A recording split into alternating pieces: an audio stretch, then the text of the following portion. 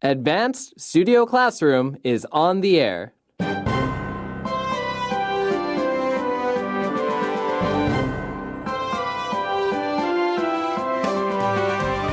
One Virginian school is providing special needs students with a unique opportunity.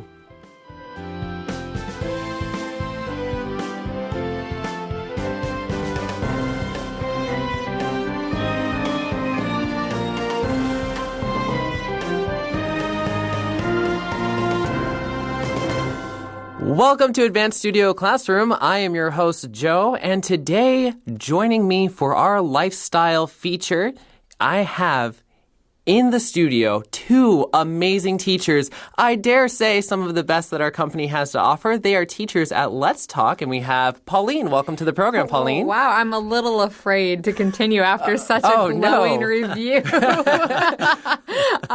But I am happy to be here. It's a pleasure, and I love talking about education and different innovative responses to ways we can do education in schools. So I think this article is going to be really great. I think so too. And then also joining us, he is new as a Let's Talk teacher, but he has taught on Studio Classroom. He has taught on Haoxiang Jiangingwan. You've taught on almost every program I can think of, Jack. Well, I guess so. I don't know, but I come on radio every once in a while, and I do like radio programs. So glad I can join you students today. Thanks for, learning together with us. I'm also learning as I look at this article. That's the fun thing I think about Advanced because, a lot of the articles we write in-house, so we're all pretty familiar with them. But I feel like sometimes Advanced, my mind is just blown by certain topics we do. Right, because usually the articles for Advanced magazine are not ones that we write in-house. We are taking regular articles that were actually written for native speakers and maybe just shortening them a little bit, highlighting some extra interesting words or technical words that you might want to know. But you're really getting a native speaker, native writers writing to a native audience. And we're a native audience too, so we're interested in it and often learn new things. Oh, yeah, that makes it so exciting. And we just so you know, friends, we're talking on the program totally unscripted. We're not reading from a script. We're just talking about this article with you. So you can think of it as we're having a conversation together about this topic. I think that's really good. And actually, listeners, I totally encourage you, if you have the opportunity to, find some friends, take out an Advanced article and actually have a similar conversation. Just talk your way through the article and, ask each other, what do you think about certain places, situations, new inventions, whatever? So definitely a good opportunity, and we're going to get started with our own conversation here today. And since our first day of this lifestyle article, we're talking about students that are inside of a cafe in a public school. Now, American education is interesting because actually it's quite diverse. Everyone comes from slightly different education backgrounds. And so I wanted to start by asking our panelists, what's your education background? All right. So going all the way back to elementary school for me, I was actually homeschooled until I was in 5th grade. So that means at home, my mom and dad were my teachers. They taught me all the way up until 5th grade. Same with the rest of my siblings as well. And then in 5th grade, I went into the public school system. I went to our local elementary school for 5th grade in my little small town, and then continued on to middle school is what we had in our town, which was 6th, 7th, and 8th grade was in one building or, one school building, and then on to high school and public school. And then when I graduated from public high school, I went to a small private Christian college for college. So I guess I had a lot of different types of education experiences. I feel like you had a little bit of everything. Yeah, that's quite a variety. Yeah, no kidding. And very interestingly, I was actually also homeschooled. No kidding. Yeah, so actually we have two homeschool experiences. And that's also a little bit strange for, I think, Pauline and my generation, because when our parents started homeschooling us, it was not a very common thing. It was actually kind of rare. So now it's actually, you might find it more, I think, in America. I don't know, maybe in other countries too. But yeah, I was homeschooled, and then also we would have these different outside of school groups that you can go and meet together to study different subjects that might be hard to study when you're studying at home, like things like chemistry, athletics, painting and art classes. So yeah, that was my experience too. Okay, so I'm going to go out on a limb here and guess you were homeschooled in high school if you were doing chemistry classes. Yes. I did not take chemistry in kindergarten. It's interesting because you do get a little bit of like mix and matching where some people might do homeschool for their entire 12 years or like Pauline do a little bit early on and then move into public school. I did Christian school. And so I was at a Christian school from 1st through 12th grade, same building. Wow. Yeah. High school was second floor, elementary and middle school was kind of first and second floor. Yeah. So really small school. Huh? How many people were in your graduating class? 17. Interesting. 17, not 70. That's so cool. But I like schools actually where you can have that experience where you have high schoolers in with the younger grade schoolers. That's kind of fun. It gets a kind of a cool atmosphere. That's a very in the different school. experience. Yeah. For sure. So you graduated as a homeschooler? I did, yeah. Okay. Oh, and I wow. graduated from public school with a class of about 200. That was like the biggest class that had ever gone through my small town. Wow. So yeah, just even class sizes, right, or school sizes can dramatically impact your education experience, right? So just because I went to public school doesn't mean my experience would be the same as others who went to huge schools where there was maybe 1,000 other kids in the same class. I mean, that just boggles my mind. It would be such a different experience. Right. And I think part of this conversation is just important before we enter the article because we're talking about an American middle school, and it's just good to go in knowing that American education is very, very diverse, and within different states, you get different kind of education opportunities. And so when we're looking at this one, this is actually a very special school in Virginia. I very rarely hear about this kind of program in other parts of Virginia where I'm from. And with that in mind, we're going to go ahead and look at the first part of this article.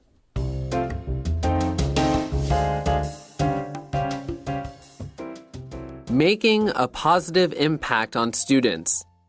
Students learn about life inside a cafe and on the playground. Special needs students serve up coffee, learn life skills. At the Cool Beans Cafe, $1 buys a teacher or school staff member a freshly made cup of hot coffee, tea, or cocoa, and gets it delivered to their door. That dollar also has a big benefit for the 7th grade students with special needs who run the cafe at Poquoson Middle School. They get experience with job skills and social interactions outside a typical classroom environment. They really get a lot out of this, said Heather Hopkins, the teacher who started the cafe and helps run it. When the cafe started, Hopkins was hands-on, helping the students learn the job. Now she floats around, offering occasional instructions. Well, just as we're starting this lesson, we already have an interesting term here, special needs. And when you see special needs, you might be thinking, what kind of needs are we talking about? Sure. And this is it's not just anybody who needs something. If you need some water or you especially need some coffee, none of those kind of things, right? It's more specific than that. It's referring to people generally with disabilities and maybe more specifically mental health or like developmental disabilities. Right. I think we tend to use this most often in education context. We don't use it just generally for people as a special needs person. You might hear that, but it's more frequently talked about in education because we're saying these people have special challenges and struggles that will impact their education. And so they have special needs within the education system that we need to be able to reach out to and connect with. Right. And so we have these special needs students, and they're actually getting really involved in their school by serving up coffee. So tell us a little bit more about this coffee experience that they have here, Jack. Yeah, this is so cool because, actually, for one, I would not think of coffee typically being inside of a school because most kids are too young to drink coffee, and they don't really interact with coffee very much. But, it's great because it gives them responsibility and it provides something for some of the adults. And they have this place called the Cool Beans Cafe. What a fun name. Cool beans, it's kind of a slang for, something's kind of cool. Yeah, it's kind of an old slang, but still something with, cool beans. So it's just like, that's cool. That's cool. And beans also refers to coffee beans, right? So this play on word. I had forgotten already because I've been out of schools for a while that you're right. Middle schools don't usually allow their students to drink coffee in the school because maybe there's some concern it will get them all hyper. The parents might not want them to be taking in that much caffeine yet. People have different ideas about when it's okay to start drinking coffee. But the thing is, we find out about this program that this Cool Beans Cafe, it's run by students, but it's for the teachers or staff members who need the coffee, right? And they're the ones buying it, right? So $1 from those people, the teacher, the staff, will then buy them a hot cup of coffee or tea or cocoa. Right. And so it's just for $1 and you get your cup of whatever. And that $1 apparently has a really big benefit for these 7th grade students with special needs who run the cafe, Jack.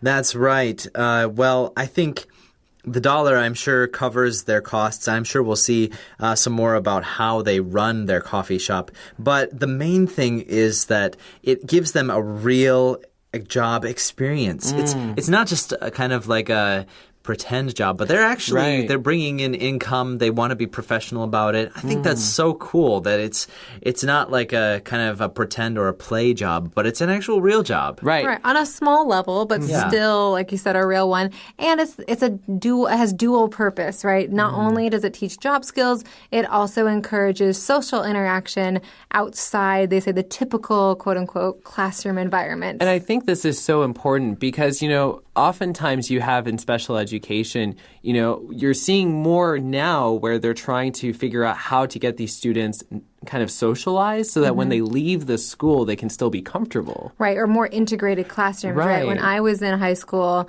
the higher needs, special needs students were all in their own class and they were never in the same classes with us. Maybe for PE, maybe for choir. I think there was a couple elective classes that maybe I would see the special needs students in the same class with me, but all the rest of the day they were off in their own which you could understand. They do have special needs and they have a whole different curriculum going on, but it also means that they're separated from all these normal social interactions with the rest of the world that are really important for them to have, and the making of those connections. I think it's important for both sides. I think it's important for them to be able to interact with a greater world of people around and learn those social skills, but it's also important for regular, quote-unquote, students to have interactions with people who have diverse needs and disabilities and learning how to interact well together. So finding ways to push that kind of interaction, I think, is really important. Oh, absolutely. And here, that emphasis on it's outside a typical classroom environment. So you're getting them out and, like Pauline's mentioning, interacting with others and also others interacting with them. I think you're right. It goes both ways. And so Heather Hopkins, who started this program, says, they get a lot out of this, Jack. Absolutely. And I think there's no surprise to that, even from the beginning of the article when we're just talking about the idea. But I like that, as we go through this day, we'll see really what are some of the things they get out of it. And, talking about Heather Hopkins, though, it says that she's the teacher who started the cafe and she helps run it. And the next little paragraph gives a little explanation. I think this is cool. When the cafe started, Hopkins was hands-on, okay? So she helped the students learn the job, taught them their positions and everything. But now she just floats around offering occasional instructions. So the idea is that she's present. If they need help, she's there. But she's not really telling them what to do. She can give them a little bit of help here and there, but they're basically making it happen. Right, and that's really exciting because as a teacher, you kind of want that. You don't want to have to be completely hands-on with this thing forever. Funny, you could say hands-on, or you might also say she doesn't have to hold their hands. Oh, hold their hands. Not literally, right? But sometimes we use this about, you have to hold their hands through this whole project, meaning you have to help them every step of the way. It's like holding somebody's hand. But she doesn't have to hold their hands. They can do it. They know what they're doing. She's just a support. She's not the one making it happen and constantly checking in and Right. And I think that's just a really wonderful thing to see that kind of growth in them. Now, we've talked about basically what this thing is. And now we're going to get into the nitty-gritty, the little details about this cafe with our next reading.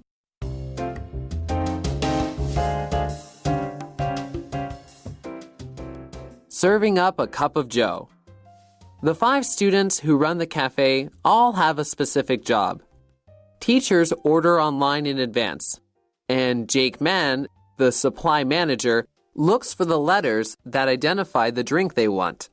He takes the proper K-cup for a Keurig machine and puts it on a tray with a paper coffee cup, lid, and drink sleeve with the full order on it. Braden Jobst, the barista, brews the coffee, often juggling multiple orders at a time. Alex Sarber, the barista assistant, adds whatever add-in the customer wants.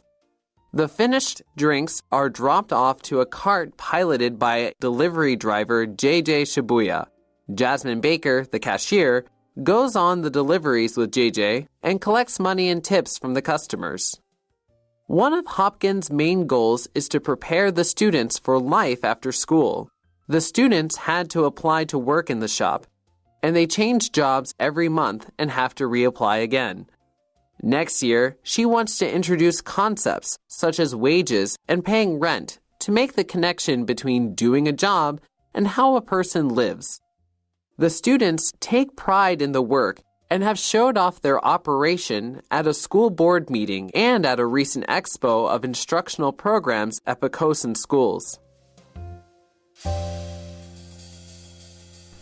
all right, Joe, we're serving up a cup of Joe. I know. I think we couldn't avoid that one. Sorry, I know. Joe. I saw that and I thought, oh, this is too perfect. You know why they call it a cup of Joe? No, why do they call it that? Actually, no one knows. There are several competing stories as to why it's called that. One of the most widely accepted is the fact that coffee was like the everyman's drink. And we often say Joe is another term for a guy. You get like right, Joe G.I. Blow. Joe, Joe Blow, average Joe. Although Joes are not average people, I promise you. Or you're definitely not the Average Joe, that's right. Yeah. And so, anyway, it's kind of this everyday drink. You'll also hear people call coffee Java, That's right. right? Coming from Java, Indonesia, which used to be the world's biggest coffee supplier. Oh, man, we are learning so much already. The facts. Now, we go into the next section of our article where we have 5 students who run the cafe, and they all have a specific job. So we're going to be going in and looking at the kinds of jobs that these students do. So, Pauline, what's the first job that we have here? Okay, so the first student we meet is Jake Mann, and we learn that he is the supply manager. Sounds very fancy, Very right? I love fancy. that I love it that they're giving them very real titles and then teaching them about what a corporation would look like or what different positions look like in the real world. So what does a supply manager do? Well, they're going to be in charge of making sure they have all the supplies you need in order to run a business. So I assume that he also maybe helps with ordering, making sure they have enough cups, making sure they have enough napkins. But we find out, at least on this day when they're checking in with them, one of the teachers or many of the teachers will order some drinks online in advance. And then he looks at that and will identify what drinks are needed, what drinks they want. And he then starts the process to get those drinks made. Right. And Jack, what kind of coffee is he serving up exactly? What is this K-cup?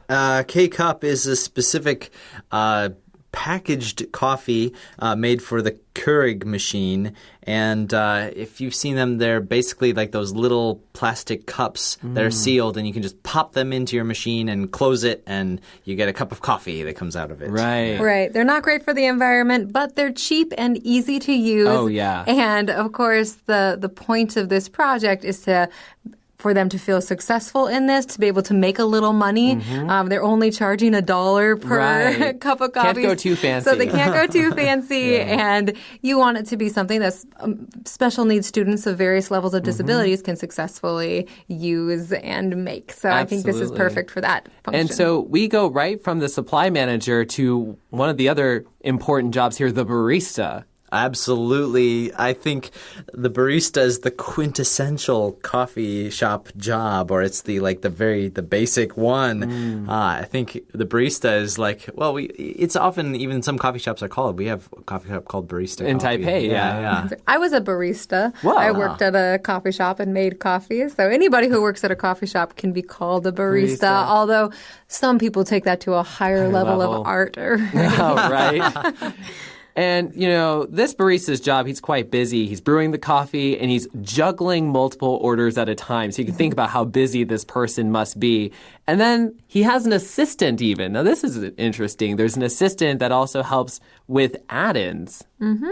Yeah, well, and this really is like a real coffee shop. Like I said, I have worked in a real coffee shop. Usually you maybe have one person pulling shots, so getting the espresso, and then the next person will maybe add the milk or the definitely the different flavorings and the whipped cream, put on the lid, and then hand it to the customer. Although here, it's a little different because it's not just somebody standing at the bar waiting for their drink. It's a delivery system, right? So they get the drinks made, and then they need to have it delivered. So that's going to be, for somebody else, another job title. And I love this job title. This next one, the delivery driver. Now, mind you, this person is not actually driving, right, Jack? No, well, they're only middle school students, so... You never know.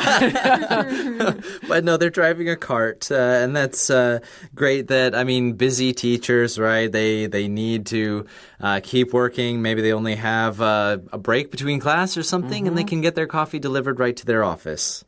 I love seeing it. Now, if you have the article in front of you, you can look down below and get nice pictures of what this sort of looks like. And you see it's just like a simple little cart, and it's not a very fancy operation, but it gives them the space they need to grow, I think. Yeah, I think this is wonderful. And I was thinking when I was reading through this, again, one of the difficulties of the special needs classroom is not everybody has the same special needs. Not everyone's going to be at the same level of acuity, meaning like difficulty or severity in their level of disability. So you might have some people who are really low functioning and others who are quite social or really apt in a certain area, but then have other struggles. So trying to find a project where everybody can be included and there's something for everyone could be rather difficult. So if you have someone who's maybe has a very hard time with social interactions, say, and also maybe doesn't have a lot of fine motor movements, so they can't do the cups and the making the coffee, but they're also maybe really scared to talk to people, or that's going to be hard. Well, hey, you can drive the cart. Right. There's something for everyone. I think that's just great. I think that's the key thing here, like having all these different jobs and kind of playing to people's strong suits, what they're good at, what they can do. Now, the driver doesn't go by himself. There's also the cashier that goes along with these deliveries to collect the money. And tips. There are tips. I love that. Hey, I believe in tips. Having worked in many restaurants and cafes, I am a big believer in tips. I'm glad they are learning about tips and that the teachers and the staff are appreciating the good service they're getting from these eager youth. All right. Being able to get coffee delivered to your classroom, that's amazing. Yeah. Often, actually, now that you mentioned it, Joe, different kinds of, when we have food delivered, then that is in American culture, that is an appropriate time where you should tip. Oh, that's true. If someone delivers your food to you, you get delivery, as we call it, then you should tip the driver or whoever brings your food to you. That's right. Otherwise, if you're at a regular coffee shop in the States, usually there's like a jar. Right. It's not as required as it would be if you were at a sit-down restaurant. In the States, it's basically... If you're at a sit-down restaurant, unless there are huge signs everywhere saying don't tip if it's a special restaurant, otherwise you just assume it is absolutely an expectation that everybody will be tipping. But it's not the same at cafes or like delis, casual places where you just go up and order at the counter. Those tend to be, there's just a jar. If you want to throw in 50 cents, $1, we will really appreciate those of us who are behind the counter, but it's not required. Right. American tipping culture is very interesting. Listeners, if you haven't been to the States yet and you go, I highly recommend you do some Googling, do some research on how tipping works in the United States. There's a whole art to it. That's right. And it's just a good reminder for traveling anywhere, right? Not just to the United States, but even just Josh and I went on a trip recently and we were at a restaurant and suddenly we realized, oh no, we haven't Googled that for this country. Because we're always going to different countries. We don't know what it is, but thankfully nowadays with cell phones and stuff, we are able to look it up right away. But it's a good thing to be thinking about when you travel. Now, Heather Hopkins, one of her main goals is to prepare students for life after school. We've kind of talked about that a little bit, about getting them prepped and socialized so that when they leave school, they're better adjusted and they can handle things. Now, apparently, you actually have to reapply for this sort of program. Yeah, that's really great. I just love the idea that it continues to, I think, build pride and a sense of accomplishment. This isn't just something that they had to do as a project or, well, everybody does it. It's like, no, they applied for it. They really applied themselves to be a part of this. I was thinking, of course, hopefully every aspect of school is built around the idea of preparing their students for the future and for jobs. But maybe for a middle school, you more have in mind like high school, and then they're going to go to college and maybe master's or doctorate. But maybe a lot of these special needs students, you're thinking, well, high school is probably the highest level of education they may be getting. And so really focusing on that job training. It's kind of a critical time. Is really just, it's a lot more urgent. It's going to come up a lot more quickly. And so there are all these concepts that Heather Hopkins is working in here. So she's trying to introduce concepts like wages, paying rent, and to make the connection between doing a job and how a person lives. So there's a lot of like life lessons being worked into this. That is awesome. I don't think of many people or schools starting that at middle school age. So I think that is really cool. Right. We see here that students, they take pride in. They're really proud of the work that they do. It means something to them. And we also see that it's kind of special, this program. People are taking note. In fact, there was an expo of instructional programs in the area, and they had to highlight this one because it really is a special program. Right. And so this is something that happens. A school sort of experiments and then starts to share with other schools, here's how it's working out for us. Here's what we're doing to handle this kind of challenge. Right. And it was, you want to share your successes and encourage others to maybe join that. Hopefully education is something that we're not trying to be greedy about, just having the best one to ourselves, but really sharing for everybody to get better at educating future generations. That's just amazing. And in our first day of this lifestyle article, it's very encouraging to see what other schools are doing.